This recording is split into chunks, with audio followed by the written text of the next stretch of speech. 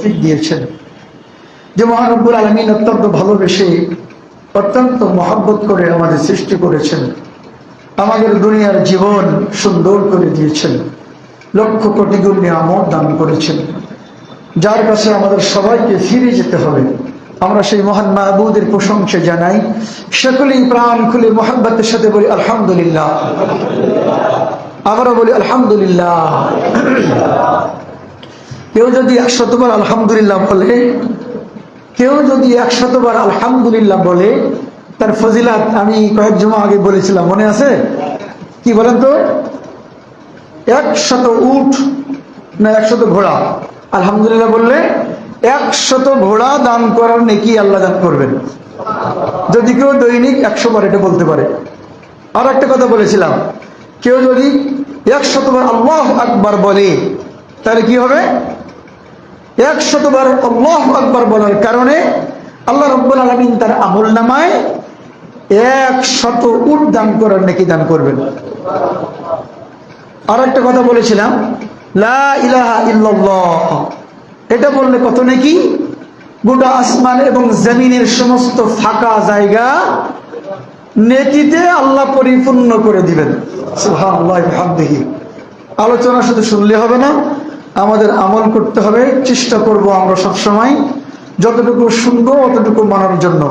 আজকে আমি ইজরাকে আসার সময় ছোট্ট একটা বাচ্চা, মনে হয় বয়স 7 বছর তোর হবে, তো বলছে হুজুর আপনি কদম তলে খুতবা দিয়েছিলেন না? আমি হ্যাঁ খুতবা দিয়েছিলাম।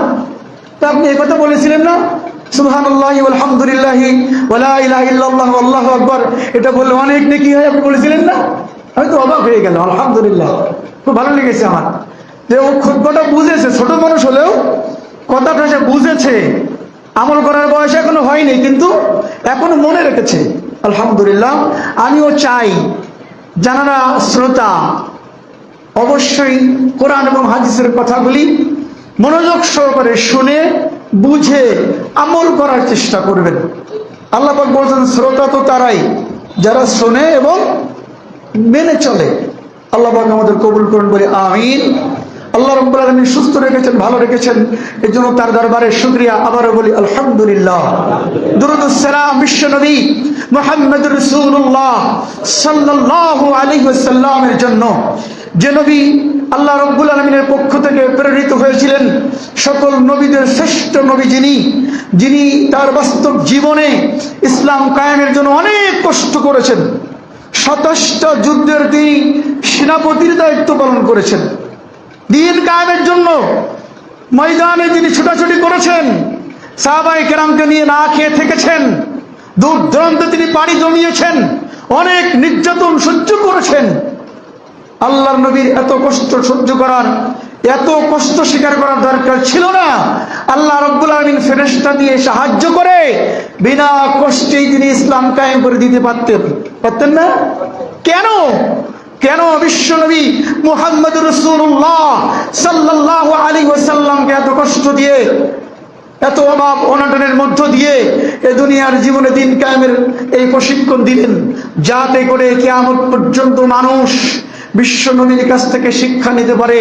যে নবী চাইলে মুহূর্তের ভিতরে উহুদ পাহাড় সোনা হয়ে যেত, যে নবী চাইলেই সবসময় আল্লাহর নুসরত সাহায্য নাজিল হয়ে যেত।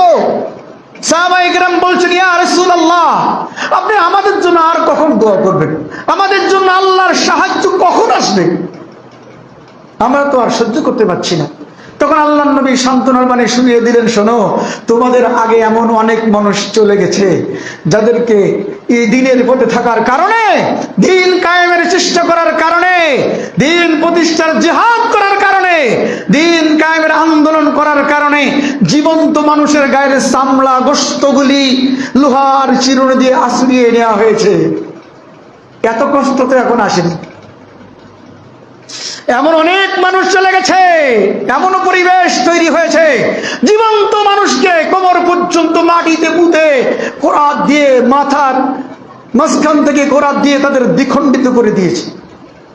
এই কষ্ট তো এখনো আসে নাই। সম্মানিত মুসাল্লিগণ, আমি বলতে চাচ্ছি বিশ্বনবী সাল্লাল্লাহু আলাইহি ওয়াসাল্লামের ভিতরে আল্লাহ বলছেন তোমাদের জন্য উত্তম আদর্শ রয়েছে।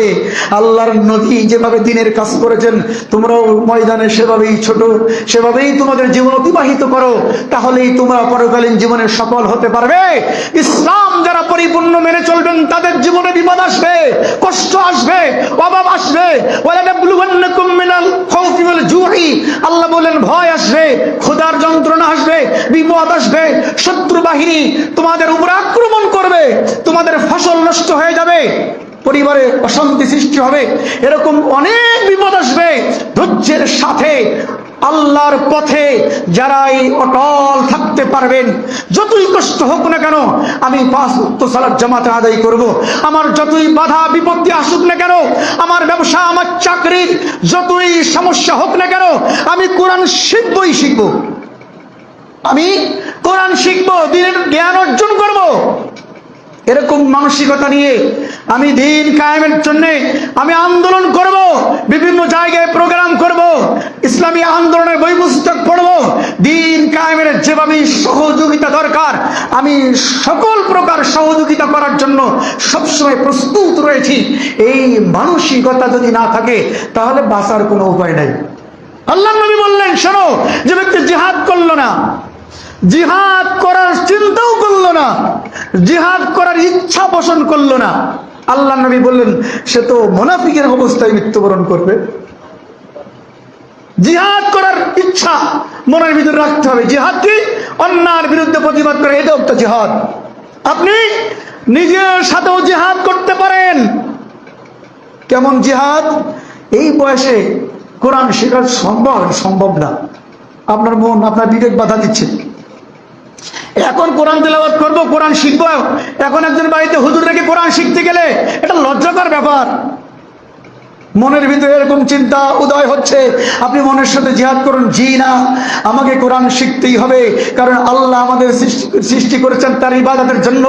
আর আমাদেরকে ইবাদত কিভাবে করতে হবে আমাদেরকে সেজন্য আল্লাহ রাব্বুল আলামিন আসমান থেকে বিধান দিয়েছেন।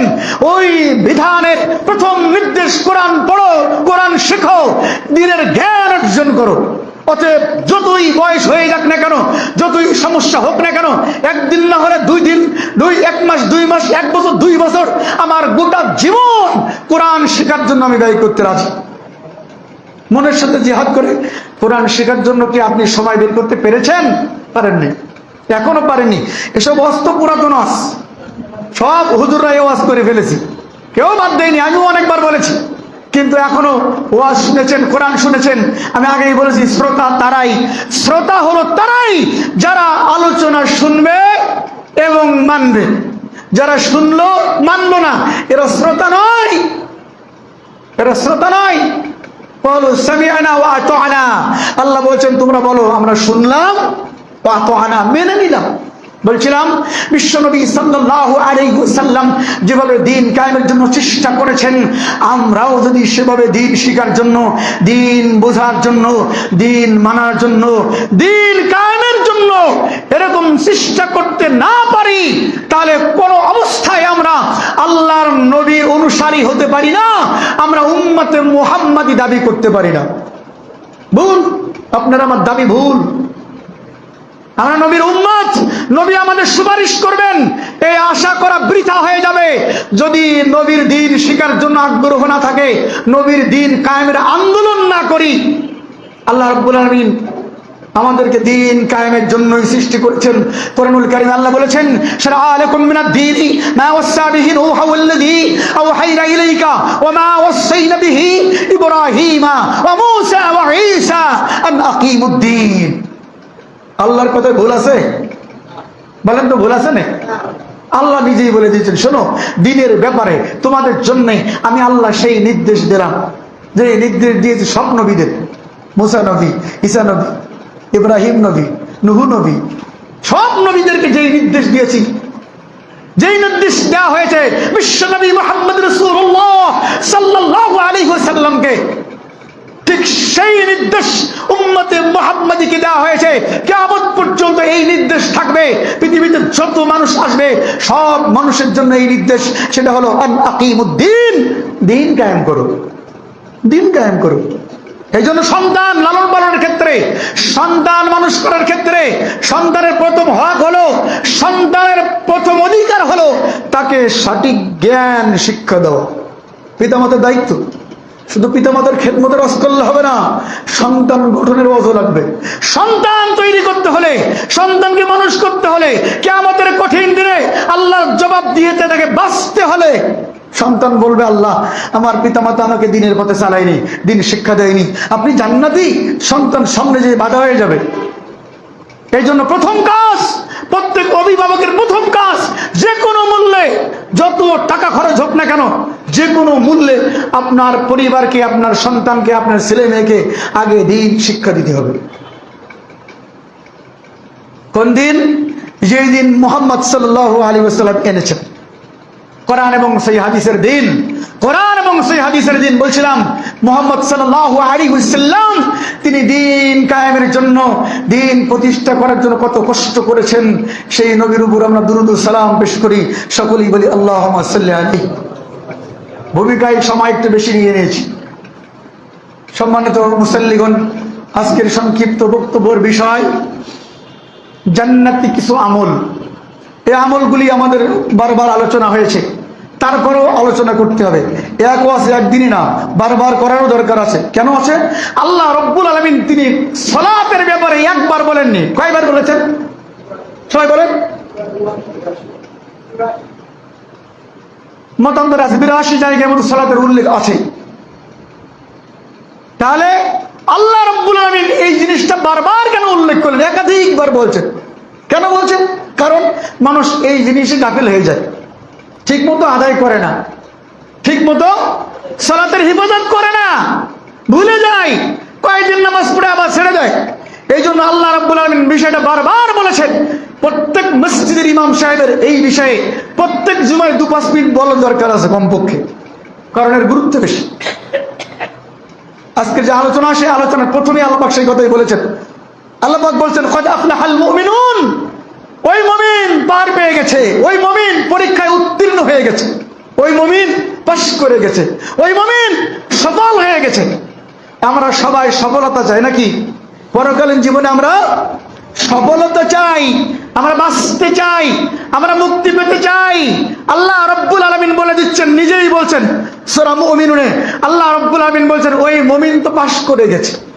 সুবহানাল্লাহ বলবেন না? আল্লাহ নিজেই বলছেন, আরে ওই মুমিন সফল হয়ে গেছে, ওই মুমিন পরীক্ষায় উত্তীর্ণ হয়ে গেছে। আল্লাহ যাদেরকে পরীক্ষায় উত্তীর্ণ বলছেন, আল্লাহ যাদেরকে সফল বলছেন, তাদের কবরের কোনো চিন্তা আছে? থাকার কথা? চিন্তা থাকে না। কিয়ামতের কঠিন দিনে বিচারের জন্য চিন্তা থাকে না। আল্লাহ পাক নিজেই তাদের সফলতার ঘোষণা দিয়েছেন। এখন এই সফল মানুষ কারা, এইগুলি আমাদের জানা দরকার, আর তাদের মতো হওয়া দরকার নাকি? এটা জানতে হবে আর সেরকম হতে হবে। আল্লাহ রাব্বুল আলামিন কুরআনুল কারীমে সর্বপ্রথম যেই গুণের কথা বলেছেন, এই সফল মানুষের তার প্রথম গুণ হলো আল্লাযীনা হুম ফী সালাতিহিম খাশিউন, যারা নামাজে বিনয়ী, সুন্দর করে নামাজ পড়ে। নামাজে দাঁড়িয়েছে অপরাধীর মতো দাঁড়িয়ে আল্লাহর কাছে কত কান্নাকাটি করছে। নামাজে দাঁড়িয়েছে, দুনিয়ার কোনো চিন্তা নাই, পরিবারের চিন্তা নাই, ব্যবসার চিন্তা নাই। আরে আমরা অধিকাংশ মানুষ নামাজে দাঁড়িয়ে আমরা বিভিন্ন চিন্তা ভাবনায় ডুবে যাই, কি যাই কিনা? কথা বলেন, যাই কিনা? আপনি না বললেও আমি তো বিশ্বাস করবো না। অনেক মানুষ রয়েছে নামাজের ভিতরে কিছু সময় হলেও বিপদগামী হয়ে যায়, বিভিন্ন চিন্তা আসে, আমাদেরও আসে। কিন্তু চিন্তা আসার সাথে সাথে হঠাৎ যখন মনে এসে যায় আমি যে নামাজ পড়ছি, এটা মনে আসলে আবার যখন মনটা ফিরিয়ে আনবেন, আল্লাহর দিকে মনটা রুজু করে দিবেন, তখনই আপনার ওই অতীতটা মাফ করে দিবেন আল্লাহ। সুবহানাল্লাহ। কারণ নামাজের ভিতরে ভুল ত্রুটি সৃষ্টি করার জন্য কে আছে? শয়তান আছে না? শিরায় উপশিরায় আছে। শয়তান চাই আমরা যেন আল্লাহর কাছে আমাদের মনের কথাগুলি বলতে না পারি। কে চায়? শয়তান চায়। অতএব নামাজে ভুল হবেই, হতে পারে। আল্লাহ নবীর পর্যন্ত সালাতে ভুল হয়েছে, হয়েছে কিনা? হয়েছে। যাই হোক, এই ভুল ভ্রান্তির ঊর্ধ্বে থেকে যথাসাধ্য চেষ্টা করতে হবে নামাজে একগ্রতা আনতে, নামাজের খুশু আনতে। যদি আমরা নামাজটাকে সুন্দর করতে পারি, মনের মতো করে নামাজ পড়তে পারি। সেজদায় গিয়েছি, সাহাবায়ে কেরাম বলতেন আল্লাহর নবী রুকুতে গিয়েছেন, আল্লাহর নবীর মনে হয় আর মনে নাই যে রুকু থেকে উঠতে হবে। বুঝলেন তাহলে নামাজটা কেমন? সিজদায় গিয়েছেন নবীজি, সাহাবায়ে কেরাম মনে করছেন আল্লাহর নবীকে সিজদা থেকে উঠবেন না, আমরা তো কাছাকাছি করি, উঠবেন না। সিজদা থেকে উঠে বসলেন, দোয়া পড়লেন। দোয়া পড়তে পড়তে এত সময় দোয়া পড়ছেন, অত্যন্ত হৃদয় নিংড়ানো দোয়া, আল্লাহুম্মা গফিরলি, আল্লাহ তুমি মাফ করে দাও, ওরহামনি। অত্যন্ত মনোযোগ সহকারে, বিনয়ের সাথে, খুজুর সাথে, ভদ্রতার সাথে, আদবের সাথে আল্লাহর কাছে প্রার্থনা করছেন। সাহাবায়ে কেরাম মনে করছেন আর একটা যে সিজদা দিতে হবে নবীর মনে নাই। কি বুঝলেন? এখান থেকে শিক্ষা আছে কিন্তু। এই যে আল্লাহ বলছেন যে তোমরা তো পার পেয়ে গেছো, তোমরা তো সফল হয়ে গেছো। কারা? যারা নামাজের ভিতরে আল্লাহকে মনে প্রাণে স্মরণ করো তারা। আবার আল্লাহ নবী কথাও বলেছেন, শোনো তোমাদের ভিতরে সবচেয়ে বড় চোর নামাজ চোর। আচ্ছা নামাজও চুরি হয়? আল্লাহ নবী তো বলেছেন নামাজ চোর, আছে না? এটা হাদিসও আছে, এটা হাদিসের কথা। আল্লাহ নবী বললেন তোমাদের ভিতরে সবচেয়ে বড় চোর নামাজ চোর। কিরকম? ও রুকুতে দোয়া ঠিক মতো পড়ে না, সিজদার দোয়ায় মনোযোগ আসে না, তাড়াহুড়া করে সালাত আদায় করে, বাইরে লোকজন দাঁড়ায় আছে, কাস্টমার দাঁড়ায় আছে, ব্যস্ততা আছে, অনেক জায়গায় যেতে হবে, অনেক সমস্যা। কিন্তু না, সালাত যখন দাঁড়িয়ে যাবেন, সালাত যখন আদায় করবেন, আর দুনিয়ার কোনো চিন্তা থাকবে না, একটাই চিন্তা আল্লাহ ও রব্বুল আমিন। ওই আগুনে আল্লাহ উঠতে চায় না। আল্লাহ, জাহান্নামের শাস্তি কত কঠিন, এটা সহ্য করা মানুষের পক্ষে সম্ভব নয়। আল্লাহ তোমার কাছে দাঁড়িয়েছে, আল্লাহ ওই জাহান্নাম থেকে বাঁচার জন্য, আল্লাহ তুমি জাহান্নাম থেকে বাঁচায় দাও। এরকম মনে নিয়ত করে দাঁড়াতে হবে আল্লাহর কাছে। আপনি কার কাছে দাঁড়ালেন? আল্লাহর সামনে দাঁড়িয়ে গেছেন। এজন্য হাদিসে বলেছে, তুমি বলো, তুমি নামাজ যখন পড়ো চিন্তা করবে তুমি সরাসরি আল্লাহকে দেখছো, এটাই মনে করবে আল্লাহ দাঁড়িয়ে আছে। এটা যদি মনে করতে পারি তাহলে আর নামাজে তাড়াহুড়া আসবে? বলেন, তাড়াহুড়া আসবে? আসবে না। আল্লাহর সামনে দাঁড়িয়ে আছি, কে? আল্লাহ, যার হাতে আমার জীবন, যার হাতে আমার কল্যাণ, যার হাতে আমার সুস্থতা, যার হাতে আমার রিজিক, যার হাতে আমার পরিবার, আমার সব কিছু যার হাতে, আমি তার কাছে দাঁড়িয়েছি। অতএব তার কাছ থেকে আমি আমার মনের মতো যা প্রয়োজন সব চেয়ে নেব। এইটা মনে করে যখন আপনি নামাজ পড়বেন, তখন সিজদায় গেলে আপনার উঠার কথা মনে থাকবে না। তখন আপনি রুকুই গেলে রুকুর থেকে মাথা ওঠাতে আর মন চাবে না, আল্লাহ তোমার কাছে মাথাটা নোয়াই দিছে, আল্লাহ এ মাথা তুলতে চাই না, যদি তুমি ক্ষমা না করো, যদি তুমি মাফ করে না দাও, এ মাথা নিচুই থাকবে। আল্লাহ, এই মানসিকতা নিয়ে যে ব্যক্তি সালাত আদায় করবে, মনে করবে আমি আল্লাহকে দেখছি, তাহলে ওই সালাত আর পাপ কাজ করবে না, ওই সালাত পড়ে আসছে ঘুষ খাবে না, ওই সালাত আদায় করে আর টিভির সামনে বসবে না, ওই সালাত আদায় করে মসজিদ থেকে বের হয়ে আর বিড়ি ধরাবে না। কি? ওই সালাত আদায় করে বাড়ি থেকে যাবে, মনটা নরম হয়ে যাবে, ঝগড়া করবে না, অশান্তি সৃষ্টি করবে না, গীবত করবে না। আল্লাহ নবী বললেন যদি আল্লাহকে দেখতে না পাও তাহলে মনে করবে আল্লাহ তোমারে দেখছে। পরের শব্দ, তা আল্লাহ তোমাকে দেখছে, তুমি কিভাবে নামাজ পড়ছো, রুকুটা কেমন হলো, সিজদা কতটুকু হলো, তেলাওয়াত কত সুন্দর হলো, আল্লাহর কাছে কি বললে, এটা আল্লাহ সব শুনছেন, সব দেখছেন, এটা মনে করবে। এর বাইরে নাই, এর বাইরে নয়। তোমার সালাতে দুটো অবস্থা হবে, এক তুমি আল্লাহকে দেখছো, দুই আল্লাহকে দেখতে পাচ্ছ না, তাহলে আল্লাহ তোমাকে দেখছে নাকি, এটার নাম সালাত।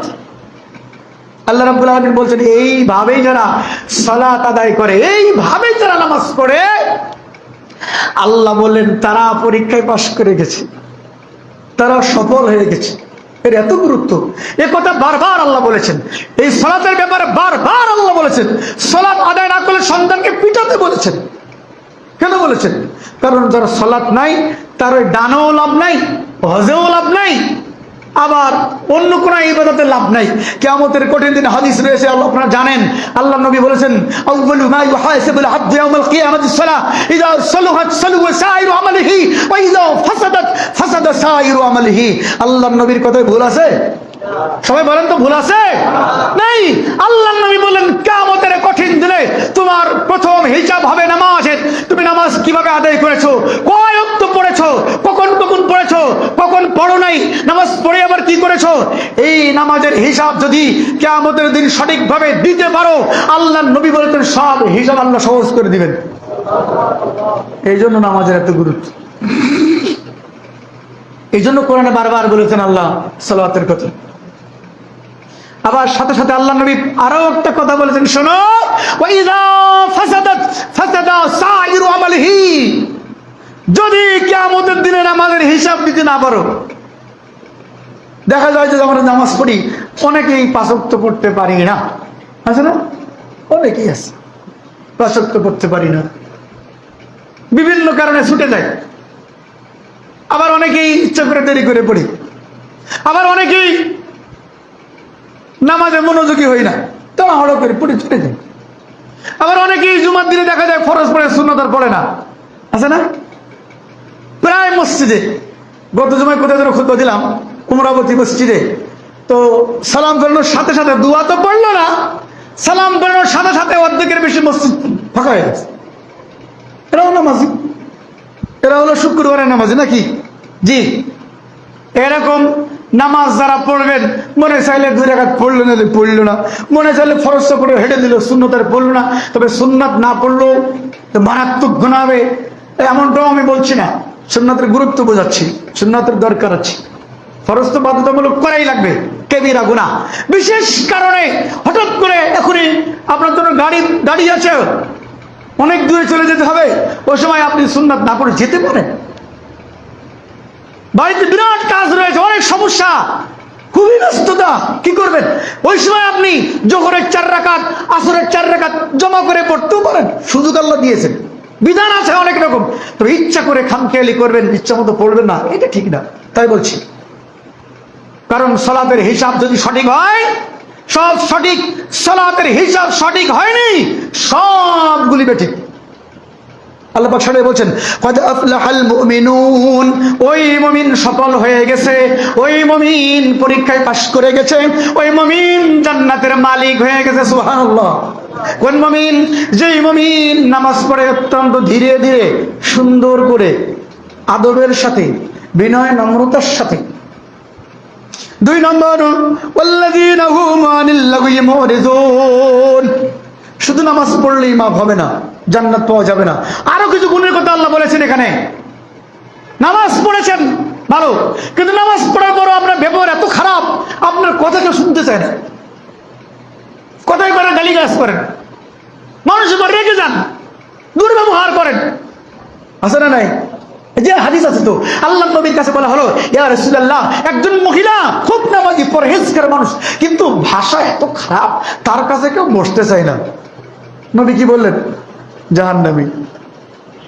তাহলে নামাজ পড়েছে কিন্তু জবান ঠিক করেনি, ব্যবহার ঠিক করেনি। আবার একজন বললেন, ইয়া রাসূলুল্লাহ, একজন মহিলা রয়েছে নামাজ ইবাদত বন্দেগী কম কম করে, কিন্তু তার ব্যবহার সুন্দর, ভাষা সুন্দর, মানুষের সাথে মিষ্টি ভাষায় কথা বলে, অত্যন্ত অমায়িক মানুষ। নবী বলেন জান্নাতি। সুবহানাল্লাহ। তাহলে নামাজ আপনি পড়লেন, কিন্তু ব্যবহার ভালো না, হবে না, ব্যবহার সুন্দর হতে হবে। এই জবান দিয়ে কাউকে কষ্ট দিবেন না।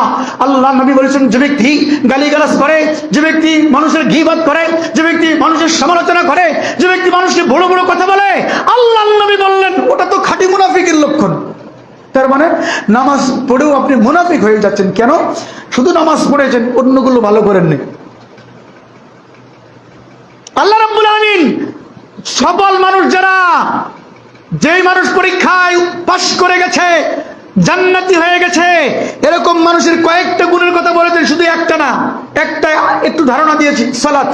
2 নম্বরে আল্লাহ রাব্বুল আলামিন বলছেন, এরা অনর্থক সময় নষ্ট করে না, এরা মানুষের সাথে ঝগড়ায় লিপ্ত হয় না, খারাপ ব্যবহার করে না, গীবত করে না, সমালোচনা করে না, টিভি দেখে না, গান বাজনা শোনে না, মানুষের সাথে হাসি মুখে কথা বলে, সময় নষ্ট করে না, সময় পেলে কোরআন তেলাওয়াত করে, সময় পেলে তাসবিহ তাহলিল করে। জি, যারা ভদ্র মানুষ, যারা মিষ্টিভাষী মানুষ, বিশ্বনবী মুহাম্মদ রাসূলুল্লাহ সাল্লাল্লাহু আলাইহি ওয়াসাল্লাম বলেছেন, শোনো তোমাদের জন্য এমন একটা জান্নাত রয়েছে, যেই জান্নাতের ব্যাপারে সাহাবায়ে কেরাম কি করেছে? সাহাবায়ে কেরাম ইচ্ছা পোষণ করেছেন, ইয়া রাসূলুল্লাহ এরকম একটা সুন্দর জান্নাত আমরা চাই।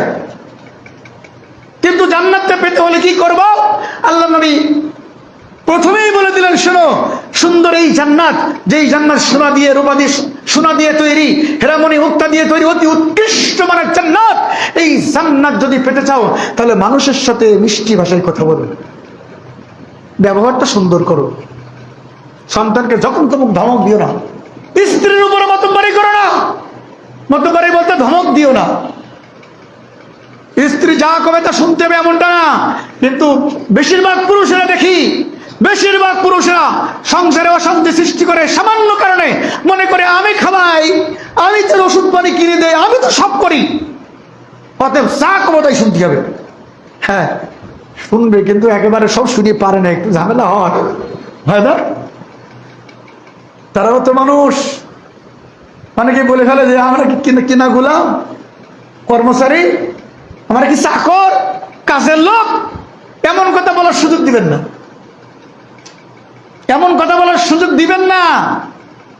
যতই ঝগড়া করেন না কেন, দিন শেষে একদিন, 2 দিন, 5 দিন, 1 সপ্তাহ, 1 মাস রাগ মিটে দেবে, আবার কিন্তু একই জায়গায়। এটাকে বলা হয়, অনেকে বলে থাকে যে নির্লজ্জ ভালোবাসা। সকালবেলা মারামারি করেছে, আবার রাত্রি সব মিটে গেছে। আছে না এরকম? আছে কিনা? আছে। এই জন্য স্ত্রীদের সাথে উত্তম ব্যবহার করতে হবে। যখন তখন বাপ মা তুলে গালিগালাজ করবেন, হবে না, এগুলো করা যাবে না।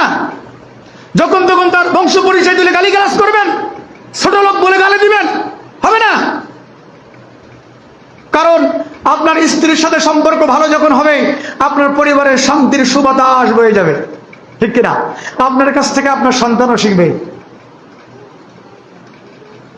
সালাত আদায় করেছেন, এখন কাজ হলো মানুষের সাথে সুন্দর ব্যবহার, উত্তম ব্যবহার। আল্লাহর নবী বললেন, শোনো এই পৃথিবীতে খাঁটি মুসলিম যারা, যেই মুসলিম সলিড, যার ভিতরে ভেজাল নেই, সলিড মুসলিম যারা, খাঁটি মুসলিম যারা, আল্লাহর নবী বলেন তারা এই জবান দিয়ে আরে হাত দিয়ে কাউকে কষ্ট দিবে না। সুবহানাল্লাহ ওয়া বিহামদিহি। এগুলো মনে রাখতে হবে, এগুলো হাদিসের কথা, এগুলো আল্লাহর নবীর কথা, দ্বীনের কথা। দ্বীনের জ্ঞান অর্জন করতে হবে, খুতবার মাধ্যমেও দ্বীনের জ্ঞান অর্জন করতে হবে, নাকি? খুতবার মাধ্যমেও কিচ্ছা কাহিনী নয়, সুর দেখে দেখা দেখি নয়। খুতবার মাধ্যমে, বক্তৃতার মাধ্যমে, যে কোনো প্রকারে হোক না কেন, আপনাকে দ্বীনের জ্ঞান অর্জন করতে হবে। আজকে যেটা বলছে এটা আল্লাহর নবীর কথা, আল্লাহর নবীর জবান থেকে বের হয়েছে যে তোমরা হাত দিয়ে আর মুখ দিয়ে কাউকে কষ্ট দিও না, তোমাদের জবানটাকে তোমরা সংরক্ষণ করো। কিন্তু আমরা তো পারি না, গীবত, তহমত, অপবাদ যা খুশি ইচ্ছা মতন দিয়ে থাকি। এক হুজুর আর এক হুজুরের পিছনে লাগে, এক ইমাম আর এক ইমামের পিছনে লাগে, ইমাম সাহেব মুয়াজ্জিনের পিছনে লাগে, মুয়াজ্জিন ইমামকে দাঁড়ানোর চেষ্টা করে, এক সভাপতি আর এক সভাপতির পিছনে লাগে, আছে না? এক মেম্বার আর এক মেম্বারকে গালি না দিলে তার নেতৃত্ব টেকে না। এক চেয়ারম্যান আর এক চেয়ারম্যানকে খারাপ বলে, এক এমপি আর এক এমপির গালিগালাজ করে। এভাবে আমরা প্রতিযোগিতায় লিপ্ত হয়ে গেছি। আমরা মানুষকে ছোট করার জন্য, অপমান অপদস্থ করার জন্য আমরা বিভিন্ন শ্রেণী পেশার মানুষ আমরা যেন প্রতিযোগিতায় লিপ্ত, ঠিক না? দেখেন, আপনি চিন্তা করে দেখেন, রাজনীতির মঞ্চগুলো দেখেন, কোন দল কি করলো না করলো, কোন মন্ত্রী কি করলো, তার বিপক্ষে বলে যত যা আছে, যেগুলো ও নিজেও জানে না যে আমি এত অপরাধ করেছি, কিন্তু প্রতিপক্ষ সে জানে, সে খুঁজে খুঁজে বের করে এটা বলে থাকে, বলে না? এই শুধু নামাজ পড়লে লাভ নাই, এজন্য এগুলো হেফাজত করতে হবে। বিশ্বনবী সাল্লাল্লাহু আলাইহি ওয়াসাল্লাম বলেছেন, ওয়ালা তাহাসসু ওয়ালা তাজাসসু ওয়ালা তানাজাশু ওয়ালা তাহাসাদু ওয়ালা তাবাগাজু ওয়ালা তাদাবারু ওয়া কুনু ইবাদাল্লাহি ইখওয়ানা। আল্লাহর নবীর কথা। কার কথা বলেন? কার কথা? ঘুমায় গেছেন নাকি? বলেন কার কথা? আল্লাহর নবীর কথা ভুল আছে? আল্লাহর নবীর নির্দেশ অমান্য করলে ঈমান থাকবে? আল্লাহ বলে দিচ্ছেন, শোনো, যারা আমার রাসূলের সিদ্ধান্ত মানলো না, আমি আল্লাহ বলছি, হে নবী তোমার রবের কসম, হে নবী তোমার রবের কসম, যারা তোমার কথাগুলি মেনে চলে না ওরা ঈমানদার নয়। তার নবীর কথা মানবেন না? মানতে হবে কিনা? নবী কি বলেছেন? ওয়ালা তাহাসসু ওয়ালা তাজাসসু ওয়ালা তানাজাশু ওয়ালা তাহাসাদু ওয়ালা তাবাগাজু ওয়ালা তাদাবারু ওয়া কুনু ইবাদাল্লাহি ইখওয়ানা। আল্লাহর নবী বলে দিলেন, কারোর পিছনে লেগো না, কারোর দোষ ত্রুটি খুঁজো না, কারোর সম্মান নষ্ট করো না, কারোর সাথে হিংসা করো না, কারোর ক্ষতি করার চেষ্টা করো না, কাউকে মামলা দিও না, কারোর প্রতি হামলা করো না, জুলুম করো না, সম্পর্ক ছিন্ন করো না। ওয়া কুনু ইবাদাল্লাহি ইখওয়ানা, তোমরা পরস্পরে ভাই ভাইয়ের মতো থাকো, কারণ তোমাদের আদি পিতা মাতা আদম হাওয়া, ওখান থেকে তোমরা সবাই ভাই ভাই, নাকি? সব ভাই ভাই, অতএব ভাই ভাইয়ের মতো থাকো, বিশৃঙ্খলা সৃষ্টি করো না। জবানকে হেফাজত করতে না পারলে তাহলে তুমি কিয়ামতের দিন ক্ষতিগ্রস্ত হয়ে যাবে। বিশ্বনবী সাল্লাল্লাহু আলাইহি সাল্লাম জিহ্বা টেনে ধরে বলছেন, শোনো, এই জিহ্বা তোমাদেরকে সবচেয়ে বেশি জাহান্নামে নিয়ে যাবে। অতএব জবানটাকে সংরক্ষণ হেফাজত করতে হবে, হিসাব করে মেপে মেপে কথা বলতে হবে, তাহলে পরকাল সুন্দর হবে। আল্লাহ রাব্বুল আলামিন বললেন, ওই ব্যক্তি জান্নাতি, ওই ব্যক্তি সফল, ওই ব্যক্তি পরীক্ষায় পাশ করে গেছে যেই ব্যক্তি বিনয়ের সাথে আল্লাহর কাছে সালাতে দাঁড়িয়ে যায়, এরপরে মানুষের সাথে মিষ্টি ভাষায় কথা বলে, সমাজে বিশৃঙ্খলা সৃষ্টি করে না, মিলেমিশে থাকে, কারোর ক্ষতি করে না, বড় কথা বলে না। এরপর আল্লাহ রাব্বুল আলামিন কোরআনুল কারীমে বলে দিলেন, আরো কিছু গুণ তোমাদের দরকার। শুধু ভালো ব্যবহার আর নামাজ দিয়ে জান্নাত নাই। যদি তোমার রুজি হারাম হয়, হবে? হারাম খাদ্য খেলে ইবাদত কবুল হয়? ইবাদত কবুলের পূর্ব শর্ত রয়েছে কয়েকটা, তার ভিতরে একটা হলো তোমাকে হালাল খেতে হবে।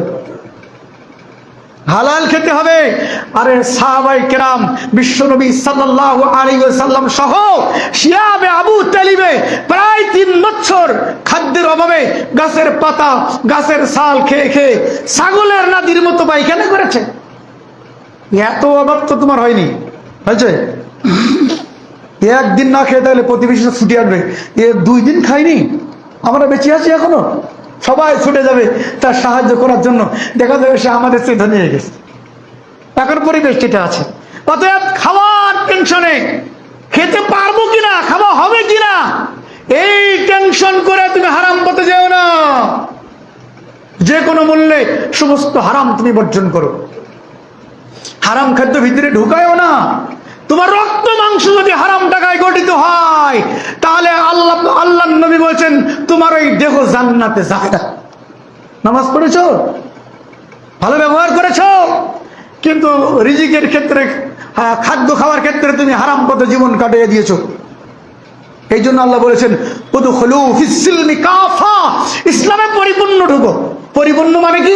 1 গ্লাস পানিতে আর 1 ফোঁটা পানি দিলে ওই পানিটা পরিপূর্ণ, কি বলে, ওই পানিটা পড়ে গেল, তখনই গ্লাস পূর্ণ হলো, নাকি? 1 ফোঁটা পানি দিয়েছি, 1 গ্লাস পানিতে 1 ফোঁটা পানি দিয়েছি, তার মানে 1 ফোঁটা পানির জায়গায় খালি আছে। যখনই 1 ফোঁটা পানি দিলাম, ওটা পড়ে গেল, মানে গ্লাস পরিপূর্ণ হয়ে গেল। তোমার ইসলাম এরকম হতে হবে। তোমার ব্যক্তি জীবনে, পারিবারিক জীবনে, সামাজিক জীবনে, অর্থনৈতিক জীবনে, জীবনের সকল ক্ষেত্রে পরিপূর্ণভাবে এই কোরআন এবং সহিহ হাদিসের কাছে তোমাকে আসতে হবে। এটা হলো এমন একটি কিতাব যার ভিতরে কোনো ভুল নাই। এটা এমন একটি কিতাব যেই কিতাব তেলাওয়াত করলে ফেরেশতারা শোনার জন্য জমিনে এসে যায়। যেই কোরআন তেলাওয়াত করলে আল্লাহ রব্বুল আমিন তোমার আমল নামায় শুধু নেকি সাজাতে থাকেন। একটা অক্ষর পড়েছে 10টা নাকি, এমন একটা কিতাব। একটা আয়াত পড়েছো, একটা শিক্ষা গ্রহণ করেছো, শিক্ষা দিয়েছো, তোমার আমল নামায় একটা উদ্যান করে দেখি। এটা সেই কিতাব, এটা সেই কিতাব। দুঃখের বিষয় হলো আমাদের সমাজের 50, 60, 70 বছর বয়স হয়েছে, এখন একদিনও কোরআনটা শুয়েও দেখিনি, এখনো দেখিনি। কি হবে আলোচনা শুনে, কি হবে বক্তব্য শুনে, যদি আমল না করি কোনো লাভ হবে না। আল্লাহ পাক বলেছেন, শোনো, তোমরা তাদের মতন হইও না যারা শুনেও শোনে না। আল্লাহ নিজেই বলছেন, ওয়ালা তাকুনু কাল্লাযিনা, তোমরা তাদের মতো হইও না যারা শুনেও শোনে না। শুনেও শোনে না মানে শুনেছে কিন্তু মানে না। আল্লাহ পাক সেটাই বুঝাইছেন, শুনেছে কিন্তু মানে না, এমনটা হইও না। আল্লাহ নিষেধ করেছেন। এই কোরআনুল কারীম আল্লাহ পাক নির্দেশ দিয়ে দিচ্ছেন যে তোমরা হারাম খাদ্য গ্রহণ করো না। হারাম খাদ্য গ্রহণ করলে কোনো ইবাদত কবুল হবে না। হারাম টাকার হজ করেছেন, হজ কবুল হয়নি। হারাম টাকার কুরবানি করেছেন, বিরাট বড় উট কিনে কুরবানি করেছেন, আপনার কুরবানি হয়নি। হারাম টাকা দিয়ে ইফতারে দিয়েছেন, সেটাও হলো না। বলে হারাম ছাড়া লাগবে না? লাগবেই লাগবে। কিভাবে ছাড়বেন সেটা আপনার ব্যাপার। আপনার ঈমান বাঁচানোর জন্য, নিজেকে জাহান্নাম থেকে বাঁচানোর জন্য কিভাবে, কোন পথে আপনি চলবেন সেই চিন্তা আপনার। আপনি হারাম বর্জন করুন। আপনি যে কাজটা করছেন জেনে নেন, কোরআন হাদিস জাননেওয়ালা মানুষের কাছে আমি এইভাবে কাজটা করছি, এটা কি আমার জন্য বৈধ? কোনোদিন শুনতে গেছেন? জাননি। কেন জাননি? গেলে যদি হারাম বলে দেয়, এটা তো আর করা হবে না। আমারই এক বন্ধু আছে, ক্লাস ফ্রেন্ড, অনেক সম্পদের মালিক, এখন অনেক সম্পদের মালিক, বাস্তব কথাই বলছি। তার একটা ব্যবসার ভিতরে সন্দেহ আছে। আমির জামাত ডক্টর মোহাম্মদ আসাদুল্লাহ আল গালিব স্যারের হালাল রুজি বই পড়ে ওখান থেকে আনদেরকে দেখাই দিয়েছি, বলে দিয়েছি। তখন সে বলতে চাচ্ছে বাংলাদেশে আলেম থাকলে একমাত্র আজহারই আছে। সে কিন্তু আহলে হাদিসের নাম আর নিচ্ছে না। কেন? আহলে হাদিসের নাম নিয়ে তার ব্যবসা চলবে। কাদের নাম নিতে হবে? যাদের নাম নিলে ফকফকর কাটে ব্যবসাটা বজায় রাখা যায়। আপনি যখন আলেমের কাছে জানতে যাবেন, আপনার ব্যবসা, আপনার কর্ম, আপনার চাকরি, এটা কোরআন হাদিসের দৃষ্টিতে কতটুকু বৈধ? গেছেন কোনোদিন? কোরআন হাদিস জাননেওয়ালা আলেমের কাছে কোনোদিন গেছেন যে আমার ছেলেরা এই চাকরি করতে চাচ্ছে, তাই এটা করা যাবে কিনা? জি, এটা দরকার আছে। ঈমান বাঁচানোর জন্য এটা দরকার আছে। আছে কিনা বলেন? আছে কিনা? আছে, 100% আছে। শুধু নামাজে আহলে হাদিস হয় না, শুধু আগে ইফতারি করলে আহলে হাদিস হয় না। আহলে হাদিস হতে হলে সার্বিক জীবনে হতে হয়। এজন্য আপনাকে চিন্তা করতে হবে যে আপনার চাকরি, আপনার ব্যবসা, আপনার কর্ম, এটা কতটা বৈধ কোরআন এবং হাদিসের দৃষ্টিকোণ থেকে। যেটা খাওয়া হারাম সেটা বিক্রিও হারাম, নাকি? যেটা খাওয়া হারাম বিক্রিও হারাম। আহলে হাদিস মানুষ দিব্যি দোকানের গুল তামাক জর্দা বিড়ি সব রেখেছে, আছে না? ব্যবসা করছি। একটা বললাম, এরকম ধরলে আরো সমস্যা আছে। যে পোশাক পরা হারাম, সে পোশাক বিক্রিও হারাম। যাবেন কোথায়? পোশাক পরবেন। এখন তো পোশাক দেখেন, যে সমস্ত পোশাক মানুষ পরছে সব প্রায় হারাম পোশাক। মহিলারা প্রায় প্রায় যেগুলো পরে বাইরে আসা যায় না, তাই না? আছে না? অনেক চিন্তা ভাবনার বিষয় আছে। এই জন্য আপনাকে চিন্তা ভাবনা করতে হবে যে আপনার এই কর্ম, আপনার এই চাকরি, আপনার ব্যবসা আপনাকে জান্নাতে নিবে কিনা। আল্লাহ পাক তাই বলেছেন, ওয়াল তানজুরু নাফসুম মা কদ্দামাত লিগাদ ওয়াত্তাকুল্লাহা ইন্নাল্লাহা খাবীরুম বিমা তা'মালুন। ভয় করো আল্লাহকে তোমরা, ভয় করো আল্লাহকে তোমরা, আর চিন্তা করো সবাই রোজ হাসরে কেমন করে মুক্তি পাওয়া যায়। যে আমল করেছো তুমি, যে আমল করেছো তুমি সারা জীবন ধরে, একটু চিন্তা করে দেখো, ওই আমল কি নিবে তোমায় জান্নাতের ভিতরে? চিন্তা করো। সারা জীবন দাড়ি চাচাও, সারা জীবন প্যান্ট পরে টাকা নিচ্ছে, নামাজ পড়ে ঠিক, কিন্তু এখন তামাক বিড়ি জর্দাগুল ছাড়তে পারেনি। অন্তত মানে 5 বার 7 বার হজ করেছে। এক হাজি সাহেব আমার মোটরসাইকেল উঠলো আজকে, তা পানের জর্দার দেখুন তো বমি আসার মতো। কি বলবো? এসব বাস্তব কথা এগুলো। বলেন, আমার আহলে হাদিস পরিবারের সন্তান, হিসাব করে চলতে হবে। তাই তো বলছি, হিসাব করো। তুমি জীবনে যেভাবে চলেছো, তোমার আমল নামাই তুমি যে নেকি সংগ্রহ করেছো, যতটুকু ইবাদত করেছো, যেভাবে দুনিয়ায় চলছো, দুনিয়ার সাথে তাল মিলিয়ে তুমি কি জান্নাতে যাবে? তোমার হিসাব তুমিই করো। উমর রাদিয়াল্লাহু তাআলা আনহু বলেন, যদি তুমি তোমার হিসাব করতে পারো দুনিয়ায়, কিয়ামতে আল্লাহ তোমার হিসাব সহজ করে দিবেন। অতএব হিসাব করতে হবে। আল্লাহ রাব্বুল আলামিন বাধ্যতামূলক করে দিয়েছেন, ওয়াজিব করে দিয়েছেন প্রত্যেকটা মানুষের চিন্তা করা উচিত, ওয়াল তানজুর নাফসুম মা কদ্দামাত লিগাদ, প্রত্যেকটা মানুষের চিন্তা করা উচিত সে পরকালের জন্য কতটা কাজ করতে পারলো, এটাই চিন্তা কর। টাকা কত কামাই করতে পারবে এই চিন্তা না, কয়টা বাড়ি করতে পারলে কি করবে দুনিয়ায় এই চিন্তা না, চিন্তা হবে একটাই, পরকালে বাঁচার জন্য চিন্তা। এই চিন্তা যারা করতে পেরেছে তারাই পরকালে সফল হয়ে গেছে। আল্লাহ তুমি আমাদেরকে পরকালীন জীবনে সফলতা দান করিও, সফল হওয়ার জন্য উপযুক্ত কাজ করার তৌফিক দান করো সকলেই বলি আল্লাহুম্মা আমিন। আরো অনেক আলোচনা আছে, সময় সংক্ষিপ্ত হওয়ার কারণে আলোচনার শেষ পর্যায়ে চলে এসেছি। আমি সকলের কাছে বিনীত অনুরোধ করবো, আজকের খুতবায় 3টা কথা বলেছি। কয়টা কথা?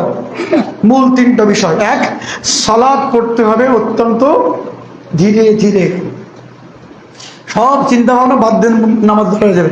আল্লাহু আকবার, তাকবীরে তাহরিমা বলে, মানে তোমার সব চিন্তা হারাম, সব হারাম, কোনো চিন্তা নেই। পরিবার চিন্তা, মা হাসপাতালে, ও চিন্তাও নেই, সব বন্ধ, সব চিন্তা বাদ, শুধু আল্লাহ চিন্তা। আল্লাহ বিপদে আছে, আল্লাহ মাফ করে দাও, বিপদ থেকে উদ্ধার করে দাও। আল্লাহ ঋণগ্রস্ত হয়ে গেছি, আল্লাহ ঋণ নিয়ে কবরে যেতে চাই না, তুমি ঋণ মুক্ত হতো। জি, শুধু আল্লাহর সাথে কথা হবে, ইনশাল্লাহ পারবো তো? সবাই বলেন ইনশাল্লাহ। ইনশাল্লাহ। 2 নম্বর কি বলেছি? এই জবান হেফাজত করবেন, জোরে কথা বলবেন না, ধমক দিবেন ছেলেকে, মেয়েকে, স্ত্রীকে। কখন? এখনো নামাজ পড়নি তুমি, এই ধমক, এটা দেবেন। ছেলে টিভিতে মোবাইল দেখছে, গেম খেলছে, বন্ধ করো। স্ত্রী সিনেমা দেখছে, ধমক দেন। এইভাবে ধমক দিবেন, অন্য জায়গায় নয়। সবার সাথে সুসম্পর্ক বজায় রেখে চলতে পারলে জান্নাত। 3 নম্বর কি বলেছি? যে কোনো মূল্যে আপনাকে হারাম থাকতে হবে। আল্লাহ আপনাকে সৃষ্টি করেছেন, না খায় রাখবেন না, ঠিক না? না খেয়ে থাকবেন আপনি? না খায় রাখবেন না। রিজিকের মালিক কে? আমি যতই চেষ্টা করি না কেন, আমার তাকদীরে যতটুকু আছে ততটুকুই খাবার হবে, এর বেশি হবে না। এই ঈমান রাখতে হবে। এই ঈমান রেখে আজকের থেকে নিয়ত করেছে আর কোনোদিন চুরি করবো না, আর কোনোদিন ওজনে কম দেব না, ব্যবসা করতে যে লাভ কম হোক মিথ্যা বলবো না। এইভাবে যদি আপনি হারাম থেকে বেঁচে থাকার চেষ্টা করেন তাহলে আপনার ইবাদত কবুল হবে। আল্লাহ রাব্বুল আলামিন আমাদের কবুল করুন, তার দ্বীনের জন্য কবুল করুন। যারা আমাদের মাঝে অসুস্থ আছেন, একজন ভাই দোয়া চাইছেন, কি নাম? অনেকেই আমাদের মাঝে অসুস্থ, প্রায় মানুষ অসুস্থ, কারণ হলো